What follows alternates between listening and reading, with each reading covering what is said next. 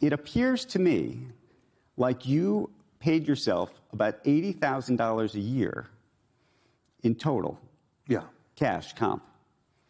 And never took additional equity in the company the entire time. No, I never did. And I asked the comp committee of the board not to give me any comp. And my view was, I was a founder. I already owned a significant amount of the company, and I just didn't feel good about taking more. I felt I had plenty of incentive.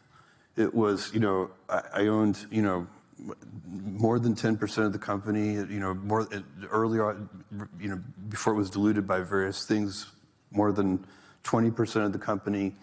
And I just felt, how could I possibly need more incentive than owning such a, most founders own big chunks of the company. They don't really need, they're more like owner operators. The way they increase their wealth is not by getting more equity. They just want to make the equity they have more valuable. And so I just would have felt icky about it. And I'm actually very proud of that decision. I sometimes wish that there were and maybe you can do this, Andrew, or maybe the Washington Post will do this, but somebody needs to make a list where they rank people by how much wealth they've created for other people.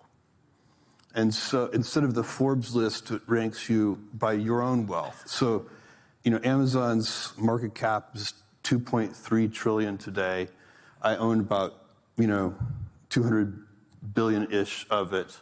So if you take 2.3 billion and subtract out the piece I kept for myself, then I've created something like 2.1 trillion of wealth for other people.